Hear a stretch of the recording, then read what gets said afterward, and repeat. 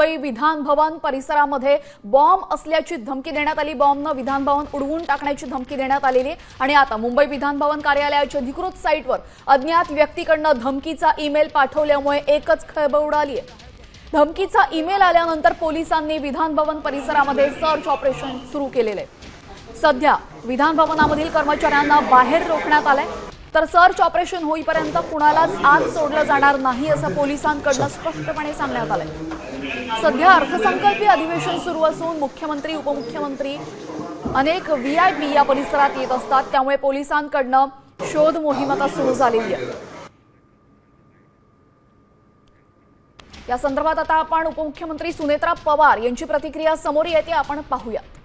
आताच आपल्याकडूनच ही मी बातमी ऐकली आणि मी माहिती घेण्याचा प्रयत्न केला, तर तो फोन खोटा होता असं मला सांगण्यात आलेलं आहे। अजूनही जास्त चौकशी अंती कळेल, मला आता एवढीच माहिती मिळाली।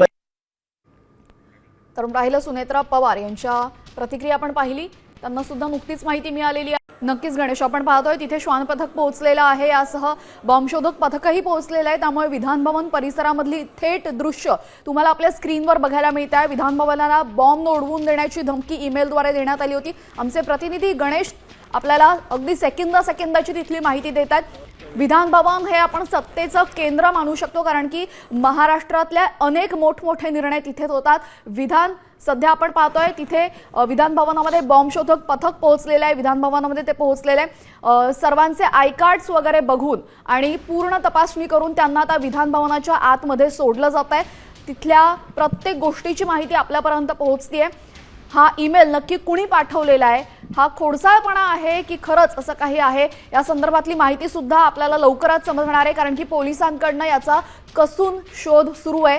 गणेश, आता सध्या हळूहळू एकेकाला आतमध्ये सोडण्यात येत आहे का? कारण की बाहेर जर सगळेच जण बाहेर उभे राहिले तर मोठ्या प्रमाणात गोंधळ विधान भवनाबाहेर होऊ शकतो, त्यामुळे आय कार्डची तपासणी करून तरी हळूहळू आतमध्ये सोडण्यात आलेलं आहे का?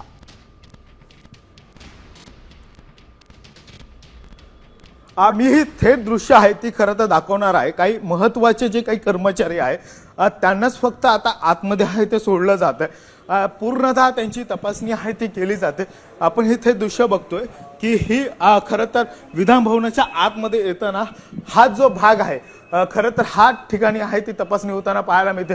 आपण बघू शकतो की जी काही मशीन आहे स्कॅनिंग मशीनच्या माध्यमातून सर्वतः ते तपासणी केली जाते। त्यानंतर जे पोलिसांचं यंत्र असतं तपासणीचं त्याने देखील आहे ते पूर्णतः तपासणी केली जाते। मूळ जे गेट आहे त्या मूळ गेटच्या या ठिकाणी देखील आय कार्ड प्रथमतः पूर्णतः चेक केलं जाते आणि त्यानंतर खरं तर आतमध्ये सोडलं जातं। त्यामुळे ही धमकी आल्यानंतर विशेष काळजी आहे ती घेतलेली पाहायला मिळते। खरं तर अगोदर देखील या सगळ्या संदर्भामध्ये आहे ते विधान भवनामध्ये एक काळजी आहे ती घेतली जात होती, मात्र आता कुठेतरी पूर्णतः तपासणी केली जाते आणि याच तपासणीनंतर जे महत्त्वाचे काही कर्मचारी आहेत त्यांनाच फक्त आता पहिल्या टप्प्यामध्ये आहे ते आतमध्ये सोडलं जाते, कारण की बॉम्बशोधक पथक आलेलं आहे। त्या बॉम्बशोधक पथकाच्या माध्यमातून खरं तर या सगळ्या भागाची आहे ती पाहणी केली जाईल आणि त्यानंतर बाकीच्या लोकांना सोडलं जाईल। मात्र थेट जे काही मीडियाचे कर्मचारी देखील आहेत ते अगोदर आलेले आहेत त्यांनाच फक्त आतमध्ये प्रवेश दिलेला आहे, बाकी सगळ्यांना आहे ते बाहेर ठेवलेलं पाहायला मिळते, कारण की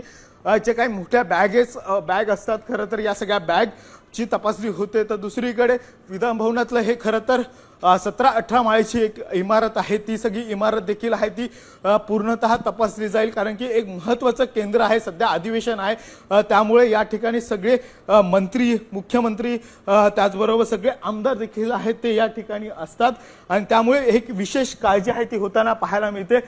खरं तर हे सगळे काही मंत्र्यांचे दालन असतील, ह्या दालनाच्या या ठिकाणी देखील डॉग स्क्वॉड पथक आहे ते फिरते आणि या सगळ्या गोष्टीची आहे ती पाहणी करताना पाहायला मिळते। ही भव्य दिव्य अशी एक 17 माळ्याची खरं तर ही बिल्डिंग आहे विधान भवनाची, ती देखील आहे ती पूर्णतः तपासणी केली जाईल आणि त्यामध्येच नंतरच आतमध्ये सोडलं जाईल। मात्र हे सध्या डॉग स्क्वॉडचं पथक आतमध्ये गेलेलं आहे, त्या सगळ्या भागाची आहे ती पूर्णतः पाहणी करेल आणि त्यानंतर सगळ्यांना आतमध्ये आहे ते सोडलं जाईल। आजूबाजूचा परिसर देखील विधान भवनाच्या बाजूचा त्या ठिकाणी देखील आहे तर मोठ्या प्रमाणामध्ये आहे पोलीस बंदोबस्त बाहेर वाढवण्यात आलेला आहे। खरं तर विधान भवन सुरू असतं त्यावेळेस देखील मोठ्या प्रमाणामध्ये एक पोलीस बंदोबस्त असतो, मात्र आज पुन्हा एक वेगळी फोर्स आहे ती मागवून जो बाहेरचा परिसर आहे त्या ठिकाणी देखील एक बंदोबस्त वाढवलेला आहे, कारण की गर्दी होऊ नये यासाठी देखील एक विशेष काळजी आहे ती होताना पाहायला मिळते। मात्र आपण हे काही विधान भवनाचं जे काही महत्त्वाचे गेट आहेत ते सगळे बंद आहेत आणि एकाच गेटमधून सध्या कर्मचाऱ्यांना आतमध्ये सोडलं जात आहे। मात्र आता जो काही मूळ महत्त्वाचा जो मेन गेट असतो ज्यातून खरं तर लोकांना सगळ्यांना आतमध्ये सोडलं जातो आणि त्या गेटच्या इथे मी ची दृश्य आहेत ती तुम्हाला आता दाखवणार आहे की कशा पद्धतीने सगळी गर्दी आहे ती बाहेर झालेली आहे आणि ती गर्दी आता खरं तर सकाळची वेळ आहे, सगळे कर्मचारी आहेत ते दाखल होत आहेत। मात्र आता या सगळ्यांना आतमध्ये आज सोडलं जात आहे की नाही हे देखील पाहणं गरजेचे। विशेष सिटिंग देखील आहे ती खरं तर आजमध्ये होती आणि त्यामुळेच कुठेतरी सगळे कर्मचारी आहेत ते लवकर आलेले पाहायला मिळत होते। मात्र आता या सगळ्यांना आतमध्ये सोडतायत की नाही हे देखील पाहणं गरजेचं आहे आणि त्यानंतर विधानसभा अध्यक्ष जेव्हा सभागृहात येतील त्यानंतर नेमकं काय घोषणा करतात हे देखील पाहणं गरजेचं आहे। मात्र आज तरी बाहेरच्या लोकांना कोणालाच विधान भवनामध्ये प्रवेश दिला जाणार नाही हे सध्याचं चित्र आहे आणि त्याचमुळे पोलिसांचा एक कसून तपास आहे तो होताना पाहायला मिळतोय। मात्र विधान भवनातील कर्मचारी, मंत्रालयातली काही कर्मचारी जे विधान भवनामध्ये येतात त्यांनाच फक्त आज आतमध्ये सोडलं जाईल अशा पद्धतीने सांगितलं जात आहे। त्यामुळे आता डॉग स्क्वॉडच्या पथकाची पूर्ण तपासणी झाल्यानंतर विधानसभा अध्यक्ष नेमकं काय निर्णय घेतात हे देखील पाहणं गरजेचं आहे।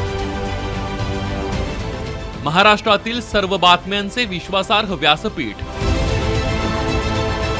सकाळच्या सर्व सोशल मीडिया प्लॅटफॉर्मला लाईक, फॉलो आणि सबस्क्राईब करा।